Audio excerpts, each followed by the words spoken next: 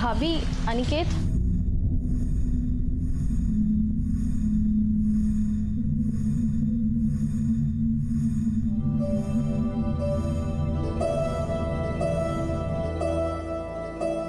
हाय।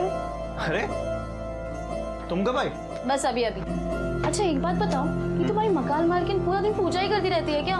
अरे है तो वो पुजारन टाइप से, लेकिन तुम्हें आने में इतना टाइम क्यों लगा? अरे वो आई, फिर से शादी की बात लेकर बैठ गई थी। तो कर लेते हैं ना। तुम बस बोलते हो। तुमने अभी तक तो बाबा से बात भी नहीं की। तुम्हें पता है, तुम्हारे चक्कर में ना मुझे आई को बार बार बहाने देने पड़ते हैं, और तुम्हें कोई फर्क ही नहीं पड़ता। मुझे पता है, मुझे प्यार ही नहीं करते।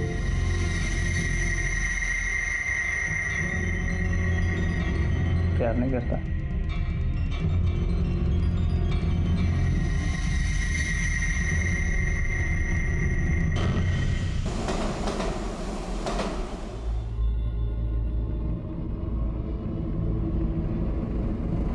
देखो जी, तलाक तो होवे को नहीं, और इसीलिए सदियों से ये प्रथा चल रही है। और इसी प्रथा के हिसाब से आज से सुनीता और प्रकाश दोनों पति पत्नी की तरह साथ रहेंगे। और जो सुनीता प्रकाश के छोरे की माँ बन गई तो फिर दोनों का ब्याह करा देंगे। और जो बच्चा नहीं हुआ तो सुनीता को प्रकाश को छोड़कर जाना होगा। तो आज से तुम दोनों साथी।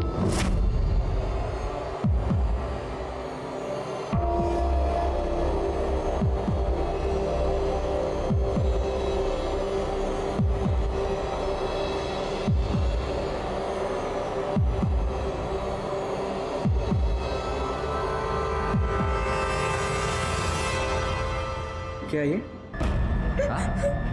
अरे ये क्या है? तेरा महीना चालू है ना? हाँ? अरे चालू है ना? मतलब तू इतने दिनों से एक घर में सबको उल्लू बना रही थी। सबको यहां लग रहा है कि तू पेट से।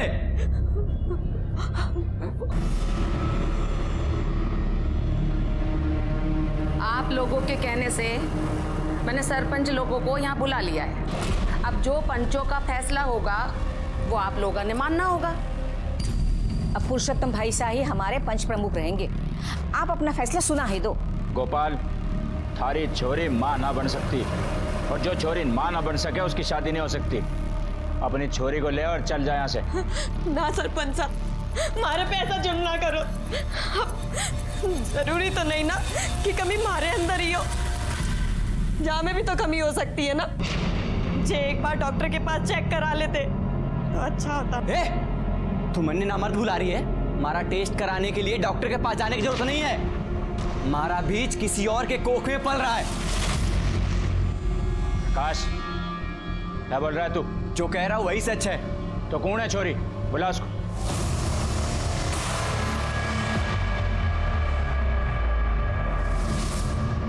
मैं प्रकाश के बच्चे की माँ बनने वाली हूँ। ये मेरी रिपोर्ट से आप देख सकते हैं। अरे हम कोई रिपोर्ट ना देखते।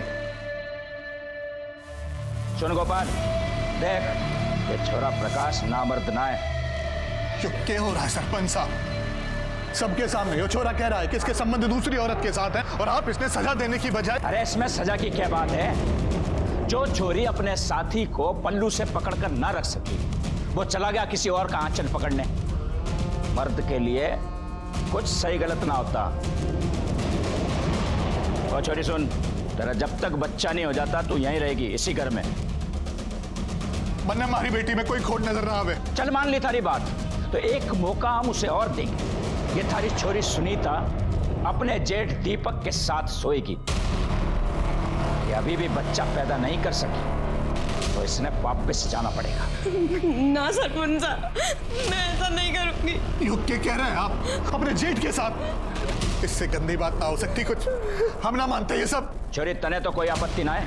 आप लोगों ने बोल दिया है तो मन में कोई आपत्ति ना है। इन सब की क्या जरूरत है? हाँ हाँ, हम पंचों में से कोई जांच ले, अगर आप सबको कोई आपत्ति न हो। कहने देना चाहिए। तो फिर यह तय रहा कि दीपक सुनीता की कोख में अपना बीज डालेगा, और अगर उसके बाद भी ये गर्भवती नहीं हुई तो इनका कोई रिश्ता नहीं रहेगा। हमारी समझ से बाहर है सब। चुप! एक शब्द भी और बोला तो बिरादरी का कोई भी आदमी तेरे साथ कोई व्यापार नहीं करेगा।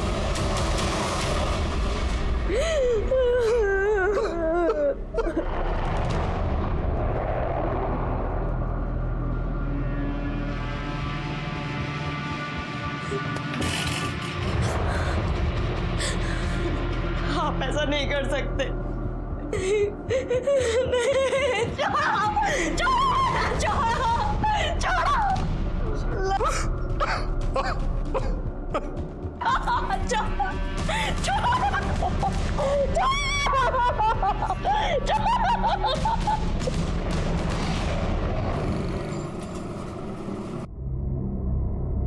चलो विनोद भाई, लगा लो। विनोद भाई, ये माल का हिसाब लेके आया हूँ। अरे भाई टाइम क्या हुआ? हाँ, मुझे पूना जाना है। ठीक है, अभी जो भी हिसाब है भाभी को दे देना अंदर। जी भाभी जान, चल बेटा टाई लगा। भाभी जान, ये भाई ने हिसाब। जा तो तुझे मिलेगी। चल।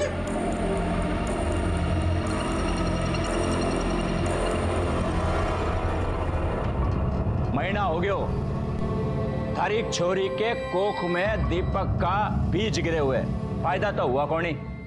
अब तो तू मानेगा ना कि थारी छोरी बंजर है। अरे इन लोगों ने थारी बेटी को साल भर रखा, खिलाया पिलाया, फिर इनके भी तो समय का नुकसान हुआ ना। ये प्रकाश का इतने दिन में छोरो भी हो जातो और शादी भी हो जाती। अब हर जाने के 30 लाख रुपए तने इनको देने पड़ेंगे। और सुन भाई छोरा, अब तू नई लड़की के साथ रह सकता है। अगर उससे कोई छोरा छोरी हो गयो तो थारी शादी करवा देंगे। यो क्या कह रहे हैं साहब? यो हमारी छोरी के साथ अन्याय होगा। क्या अन्याय की बात कर रहा था? ये छोरे के अगर थारी छोरी के साथ बच्चा हो जाता तो प्रकाश थारे को पैसे देता कि नहीं? अब हर जाने के पैसे तू देगा।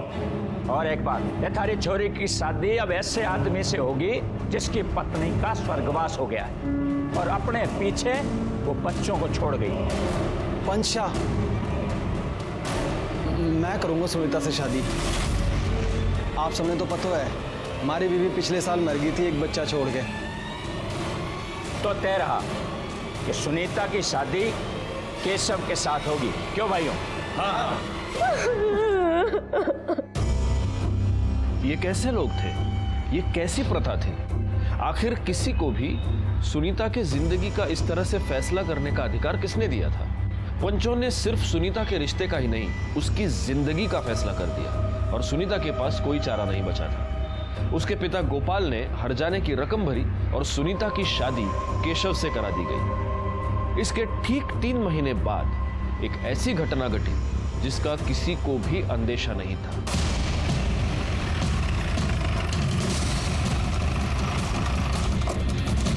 सर, मैंने आपको फोन किया था।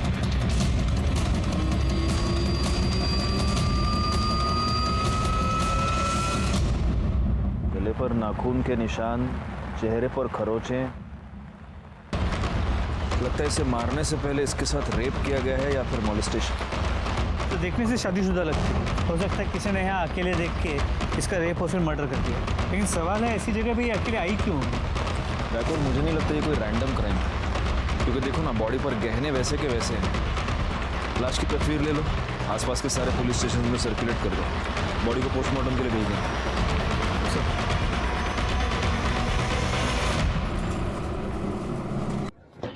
सर, बैकवर्ड, उस लड़की के बारे में कुछ पता चला? नहीं सर, किसी ने उसे वहाँ आते जाते नहीं देखा था और ना ही उस रास्ते पे कोई सीसीटीवी कैमरा है। आसपास के पुलिस स्टेशन में भी ऐसी किसी लड़की की कोई मिसिंग कंप्लेंट नहीं है। फिलहाल मैंने उसकी फोटो को आसपास सर्कुलेट कर दिया है। नमस्ते साहब। साहब मेरी पत्नी कहीं चली गई है। उनकी कोई फोटो है आपके पास? जी साहब।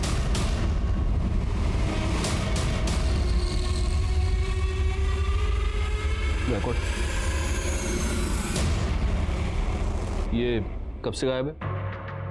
कल रात से साहब। ये कल रात चली गई और आप अभी आ रहे हैं? नहीं साहब, वो मैं लेट आया था तो कह रही थी उसने अपने बाबा साहब के पास जाना है। मैंने कह दिया जा, मुझे नींद आ रही थी। फिर वो चली गई, मैं सो गया और सुबह बाबा साहब को फोन किया तो नहीं साहब, रात को घर नहीं आई। और अब वो कभी आएगी भी नहीं। साहब ऐसा क्यों बोल रहे हैं साहब आप? क्या मतलब है साहब? आज सुबह हमें इनकी लाश मिली। लाश? क्या कह रहे हैं साहब आप?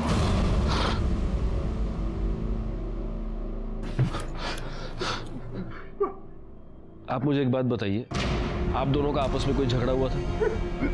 नहीं साहब। आपकी किसी के साथ कोई दुश्मनी? नहीं साहब। अच्छा, आपकी बीवी मोबाइल तो रखती होगी? नहीं साहब, उसने अपने बाबा साहब से ही बात करनी होती थी तो मेरे मोबाइल से कर लेती थी साहब। बैकवर्ड। इन दोनों को मॉर्ग ले जाओ, लाश की शिनाख्त करवाओ और उनसे कह देना कि पीएम शुरू करें। सर आप प्लीज जाइए।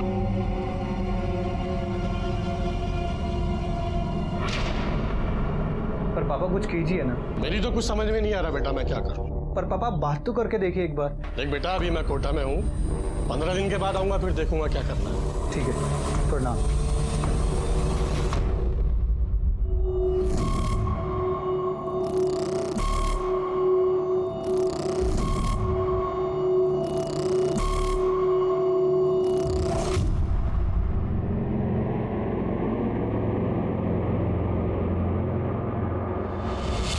सुनीता अपने घर से अपने पिता के घर को जाने के लिए निकली। ये दोनों घर शहर के एक ही तरफ है और इन दोनों के बीच का डिस्टेंस 1 किलोमीटर से भी कम है और हमें सुनीता की लाश मिली यहाँ खाड़ी के पास। सुनीता यहाँ पर क्या करने गई थी इतनी रात को, और वो भी अकेली? तो एक चांस ये है कि सुनीता अपने घर से तो निकली थी, लेकिन रास्ते में किसी ने अगवा कर लिया हो। पता नहीं क्यों मुझे ऐसे लगता है कि सुनीता का मर्डर किसी ऐसे आदमी ने किया है जो उसे जानता था। एक काम करो, केशव और गोपाल के आस पड़ोस में थोड़ी पूछताछ करो, देखो अगर सुनीता को जाते हुए किसी ने देखा हो तो। सब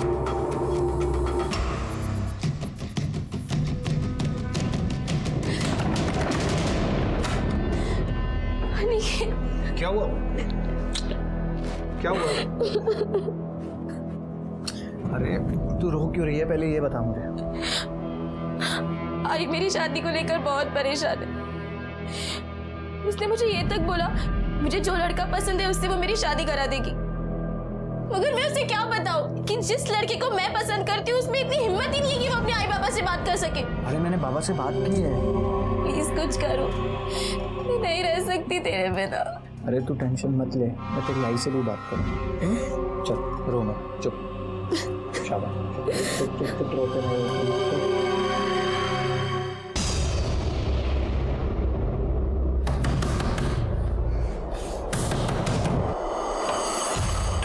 प्रकाश कहाँ है?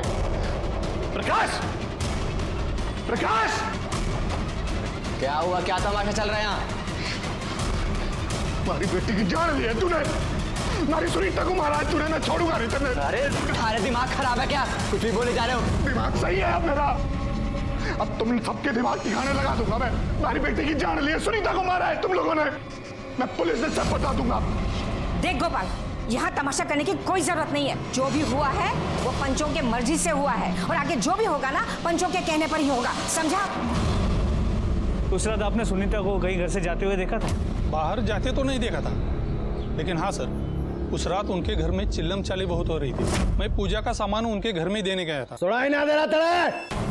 अरे कोई जरूरत ना है हमारे घर में, चलेगा इधर से, चल अपना बाप के घर जा। अभी 3 महीने पहले उसकी सुनीता से शादी हो गई। 1.25 साल से तो यहाँ घर पर आई ही नहीं है। ठीक है,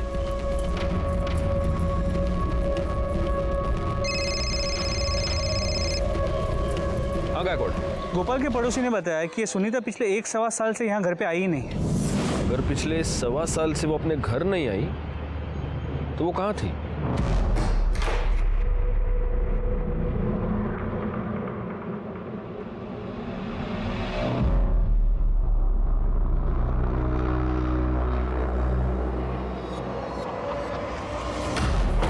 ये क्या कर रही हो अंजू? मैंने मना किया नहीं सब कपड़े दिन में पहनने को। क्यों, मैं अच्छी नहीं लग रही? नहीं, तुम तो हमेशा अच्छी लगती हो। ज़रूरी है सारे काम रात में ही हो? शादी तो करेगा ना मुझसे? हाँ, तेरे बिना तो मैं एक पल भी नहीं रह सकता। मैंने कुछ नहीं किया, मैंने कुछ नहीं किया, मैंने कुछ नहीं किया साहब।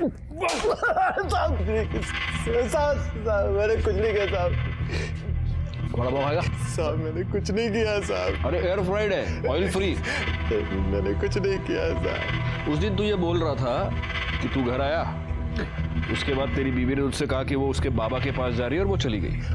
जी सर।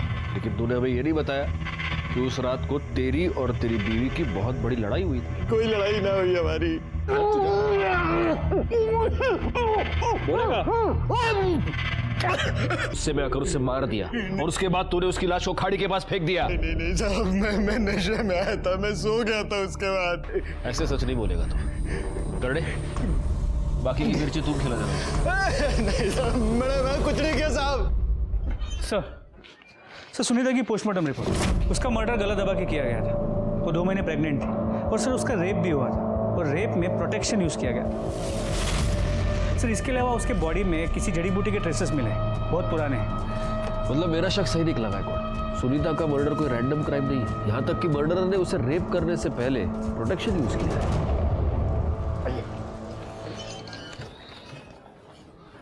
आइए गोपाल जी, बैठिए। आपकी बेटी की शादी 3 महीने पहले हुई केशव से, राइट?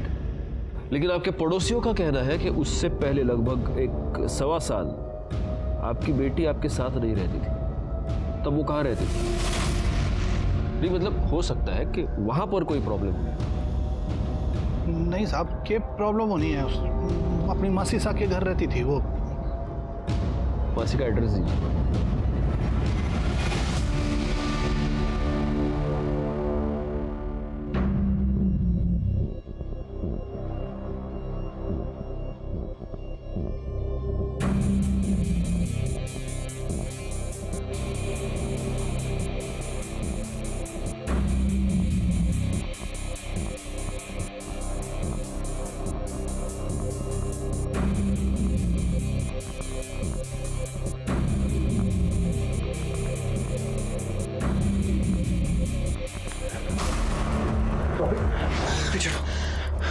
बहुत अच्छे लगते हो मुझे, सच में बहुत अच्छे लगते हो मुझे। भाभी ये सब गलत है भाभी। कुछ भी गलत नहीं है। मैं पल्लवी से प्यार करता हूँ भाभी, हटो आप। उसे कुछ नहीं पता। अरे हटो ना। हम सबने क्यों बुलाया है? जी वो गोपाल का फोन था। पुलिस वालों को सुनीता के बारे में सब कुछ पता चल गया कि वो यहाँ 1 साल से रह रही थी। अरे तो जब पुलिस आती तब बुला लेती। अब क्या यहाँ बैठे रहे उनके इंतजार में?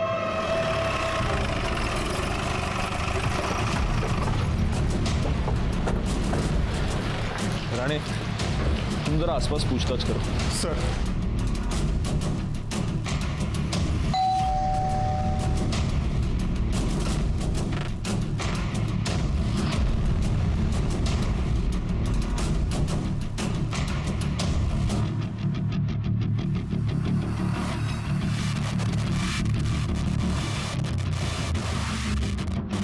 सुनीता यहीं रहती थी? जी हाँ सर, मैं उसकी मासी हूँ। उसके माँ के मरने के बाद सुनीता अकेलापन महसूस कर रही थी, तो मैंने ही उसे कहा कि यहाँ आकर रहें। हमारा पूरा परिवार है, खुश रहा करती थी वो। वैसे ये सब लोग हैं कौन?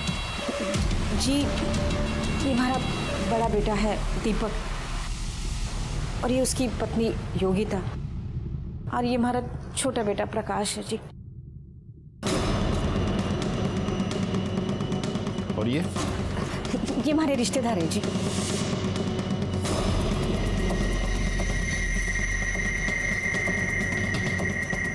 और आप? ये भी हमारे रिश्तेदार हैं। सुनीता की किसी के साथ कोई लड़ाई, कोई झगड़ा घर में या बाहर? नहीं जी साहब, गाय थी वो हमारी, उसका भला किसी के साथ क्या झगड़ा हो सकता है? सुनीता बहुत प्यारी बच्ची थी साहब, उसके बारे में सुना तो बुरा लगा। गायकवाड़, हो ना हो ये लोग जरूर हमसे कुछ छुपा रहे हैं। सर, ये सुनीता के बारे में कुछ बताना चाहते हैं। वो प्रकाश की बीवी है। प्रकाश की बीवी? लेकिन हमें तो ये बताया गया कि ये उसकी मासी का घर है। नहीं साहब, हमें तो हमेशा यही लगा कि वो प्रकाश की बीवी है।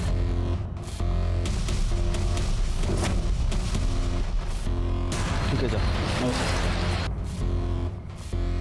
देखा गायकवाड़, ये लोग हमसे 100% कुछ छुपा रहे हैं। एक काम करो, वो एक खुले बाल वाली लड़की थी ना, वो इन सब में बहुत अलग लग रही थी। जरा पता करो वो लड़की कौन है, उसके बारे में जितनी इंफॉर्मेशन मिले निकाल लो। एक और बात, हमें सुनीता के पेट में जड़ी बूटी के ट्रेसेस मिले थे। पता करो यहाँ आसपास कोई जड़ी बूटी वाला कोई वैद्य हकीम कोई है क्या? सर जी पुलिस कहाँ से बीच में आ गई?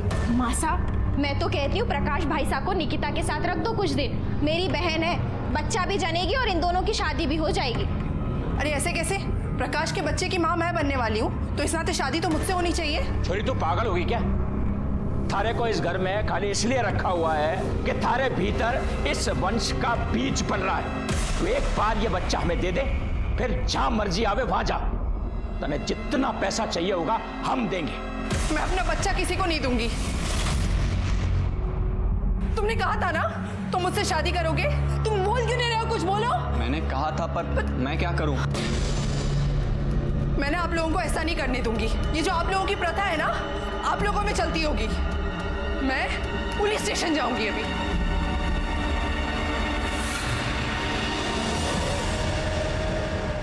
सर, सुनीता के घर में जो घुंघराले बाल वाली लड़की है उसकी इन्फॉर्मेशन मिल गई है। सर उसका नाम अंजू है, एक्ट्रेस है, छोटे मोटे रोल करती है, यूपी की रहने वाली है। एक्ट्रेस?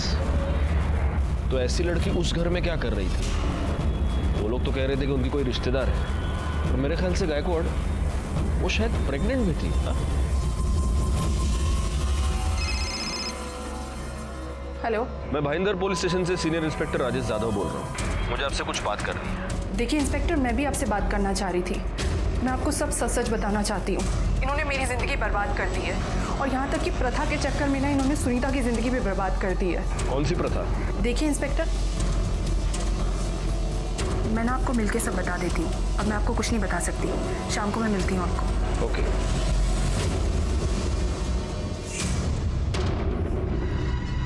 अरे छोड़। तो एक बात बता, तू मेरा काम करेगा या नहीं करेगा? क्यों? तेरा मन भर गया ना मेरे से? एक बार ऐसे बात मत कर कि तुझे मुझसे प्यार हो गया है। हम दोनों एक दूसरे के साथ सिर्फ अपने अपने मतलब के लिए। एक बार मुझे अनिकेत चाहिए, कुछ कर।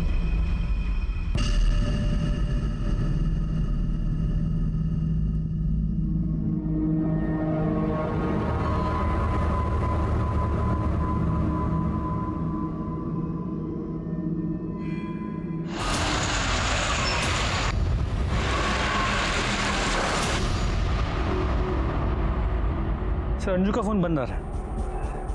उसने कहा था वो हमसे मिलने आएगी, और वो आई क्यों नहीं? सर हो सकता है उसने अपना मन बदल लिया। मैं एक बार फिर से ट्राई करके देखता हूँ। नहीं, रहने दो गायकवाड़।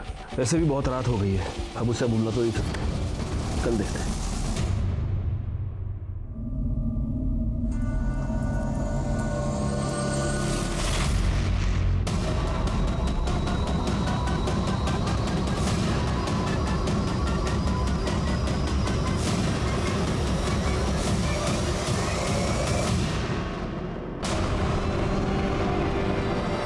अंजू है। ये गले पर निशान देख रहे हो? बिल्कुल सुनीता की तरह इसके गले पर भी निशान है। इसका मतलब इसे भी गला दबाकर मारा गया है, और हो सकता है सुनीता की तरह इसके साथ भी पहले रेप हुआ हो। गायकवाड़, अंजू फोन पे मुझे ये बता रही थी कि प्रकाश उसे फंसाने की कोशिश कर रहा था। वो सुनीता के बारे में हमें कुछ बताना चाहती थी। हो सकता है प्रकाश को ये पता चल गया हो, और इसलिए प्रकाश ने इसे अपने रास्ते से हटा दिया। ये प्रकाश जहां पर भी है उसको उठा कर लाओ। सर, बॉडी पोस्टमार्टम ला पाठवून द्या। अंजू के कत्ल से यह साफ हो गया कि कोई ऐसा था जो ये नहीं चाहता था कि अंजू हमसे आकर मिले। मुझे सबसे ज्यादा शक प्रकाश पर था। जहां एक तरफ मैं अंजू और सुनीता के मर्डर केसेस को सॉल्व करने में लगा हुआ था, वहीं पर मेरे पास एक ऐसा ही केस बहुत जल्द आने वाला था।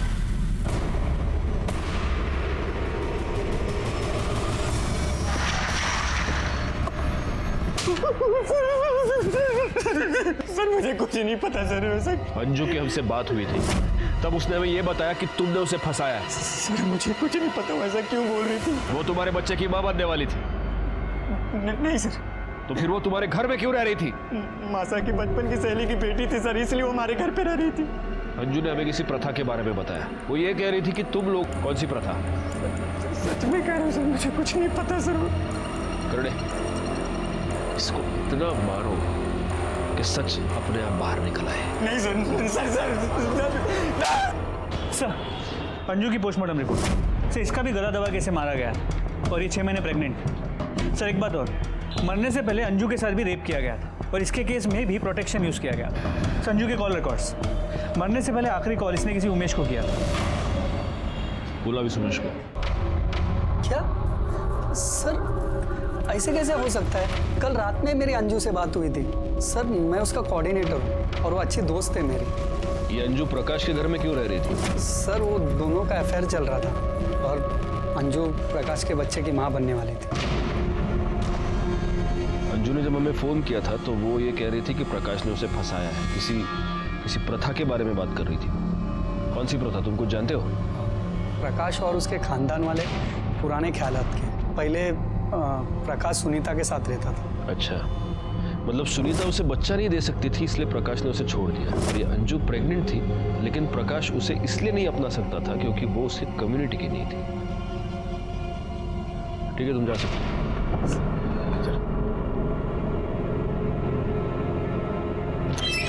सर, गोपाल के अकाउंट में 30 लाख रुपए जमा हुए। 30 लाख? इतनी बड़ी रकम? बुलाओ उसे। साहब मेरी बच्ची सकाळी कॉलेजला गेली लेकिन अभी तक घर पे नहीं आई है। साहब मैंने उसके सारे दोस्तों को पूछ लिया लेकिन उसका कहीं पे कोई पता नहीं है। आपके पास उसकी कोई फोटो है?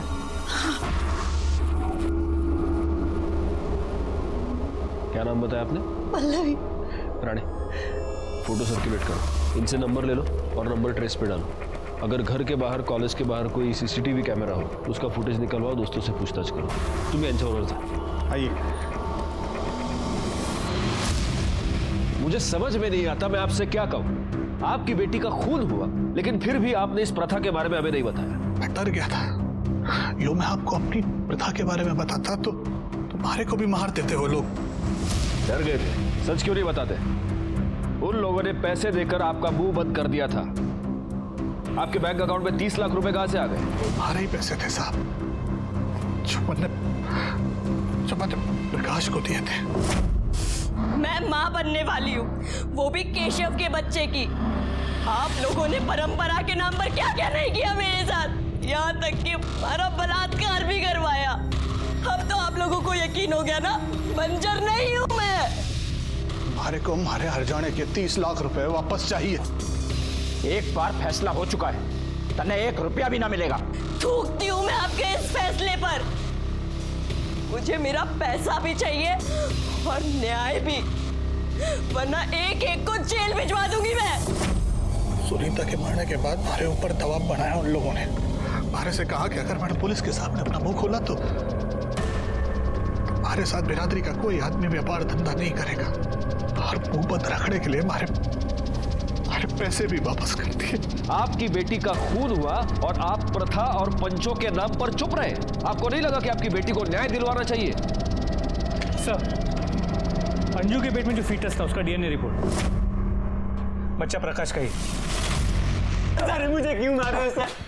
क्योंकि डीएनए रिपोर्ट से साबित हो गया है कि अंजू तेरे ही बच्चे की मां बनने वाली थी। बोल। तो तूने अंजू को इसलिए मारा क्योंकि वो तेरे बच्चे की मां बनने वाली थी। तूने सुनीता को इसलिए मारा क्योंकि तू उसके पैसे वापस नहीं करना चाहता था।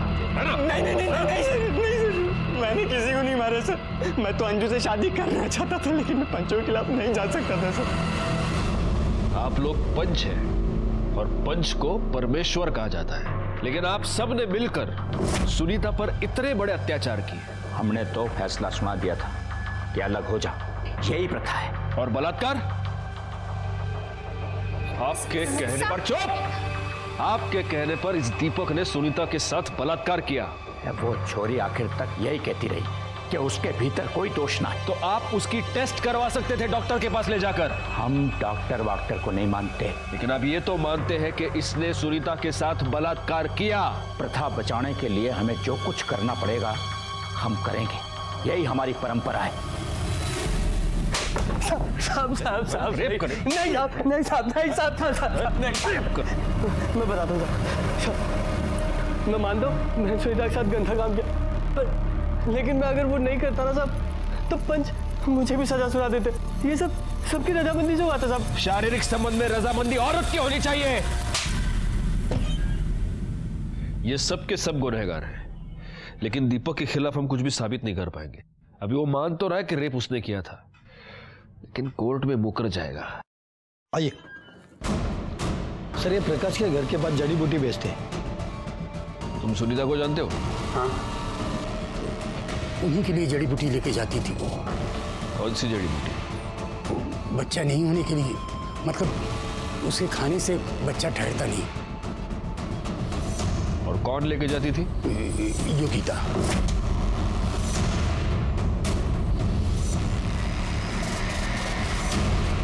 तो तुमने सुनीता को वो जड़ी बूटी खिलाई ताकि उसका बच्चा न ठहरे? हमारे से गलती हो गई साहब। मैं ना चाहती थी कि वो माँ बने, इसलिए मैं 1 साल तक उसे दूध में जड़ी बूटी मिलाकर देती थी। मैं मानूँ साहब, मेरे पति ने उसके साथ गलत काम किया, उसके बाद भी मैं उसके घर जाती थी। ले, तू ये लड्डू खा, इसमें खास जड़ी बूटी है। ले, इससे तुझे ताकत भी आएगी और तेरा बच्चा भी ठहर जाएगा। एक बार बस तू माँ बन जा, फिर प्रकाश से शादी तेरी मैं करा के दूंगी। खा खा खा। क्यों किया तुमने ऐसा?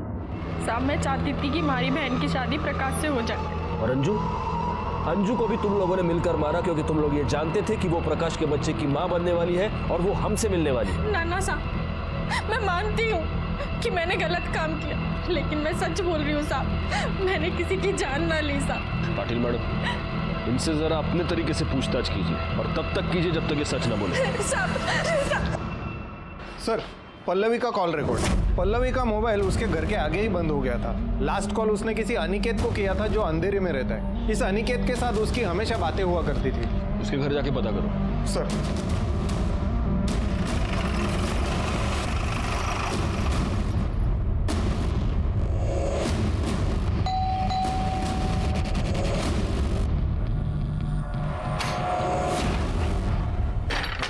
Yes sir. अनिकेत?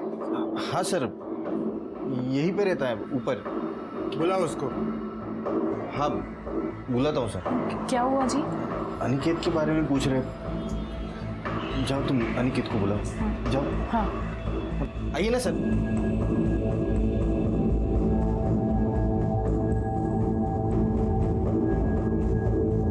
क्या हुआ सर? पल्लवी को जानते हो?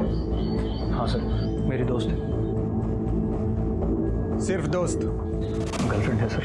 तुम्हारी गर्लफ्रेंड अपने घर से गायब है। क्या पल्लवी गायब है? कॉलेज के लिए निकली थी, अपने घर पे वापस नहीं आई। मैं खुद उसका फोन कब से ट्राई कर रहा हूँ। कहीं तुमने तो उसे छुपा कर नहीं रखा?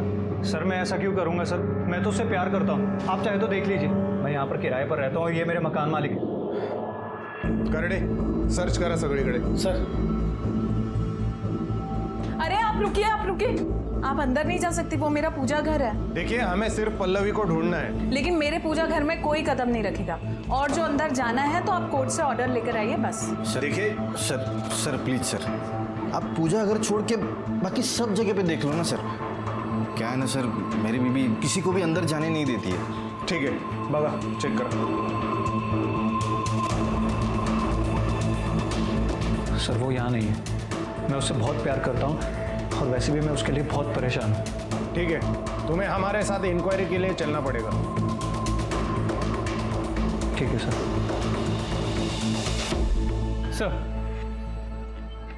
सर सभी पंच सुनीता के घर वालों के कॉल रिकॉर्ड चेक किए, सब क्लीन है। इनमें से ना तो कोई भी उन जगहों पे था जहाँ पे सुनीता या अंजू की लाश मिली, और ना ही इनमें से कोई भी किसी भी हिस्ट्री शीटर के कांटेक्ट में रहा है। मोबाइल लोकेशन मैच नहीं हो रहा, इसका मतलब ये नहीं गायकवाड़ के आदमी वहां पर नहीं था।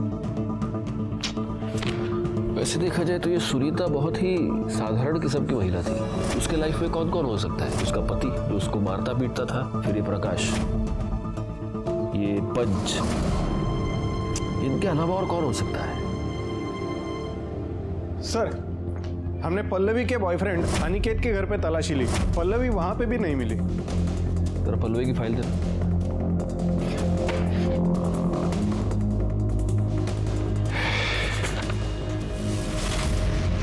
एक मिनट।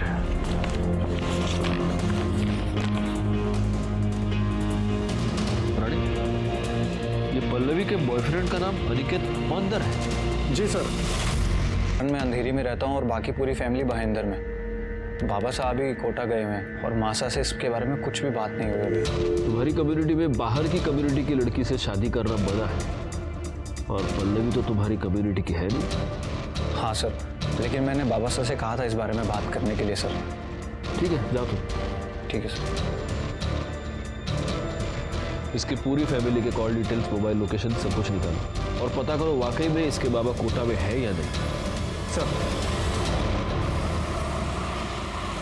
सर ये देखिए, अनिकेत के घर वालों के मोबाइल लोकेशन रिकॉर्ड से क्या मिला है। व्हाट? ये कैसे हो सकता है?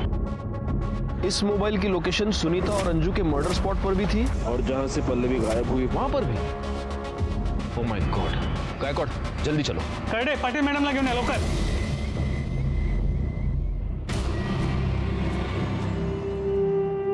हाँ मासा, मैं घर आ रहा हूँ।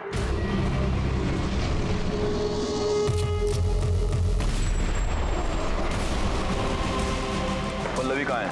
कौन पल्लवी? सुनीता और अंजू को तुमने ही मारा ना? मैंने किसी को नहीं मारा। गायकवाड, पूरे घर की तलाशी लो, पल्लवी को ढूंढो। चलो। तलाशी कैसे ले सकते हैं सर? अरे हमारे घर में क्या है भाई? मैं कह रही हूँ ना, कोई भी ना आए।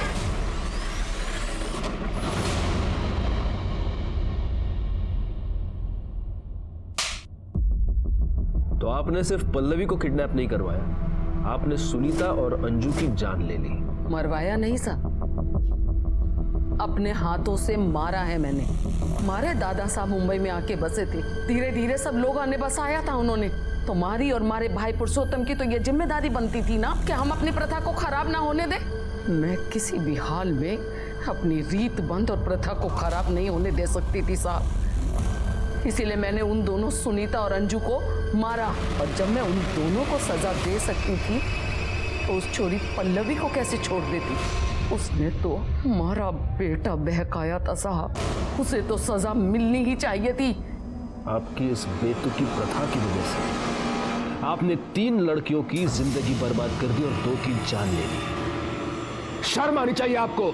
आज तक मैंने यह सुना था कि औरत औरत की दुश्मन होती है, आज मैंने देख लिया। मधु और अनिल को उनके किए की सजा मिली। प्रथा की आड़ में दोनों ने बहुत ही संगीन अपराध किया था। दीपक ने सुनीता का रेप किया था, लेकिन ये बात हम साबित नहीं कर पाए। कोर्ट में किसी ने भी मुंह नहीं खोला। इतना सब कुछ हुआ, मेरे मन में बस एक सवाल है, क्या किसी को भी इस बात की दस्तक नहीं मिली थी कि ये बेतुकी प्रथा आगे जाकर इतना बड़ा आपराधिक रूप ले लेगी?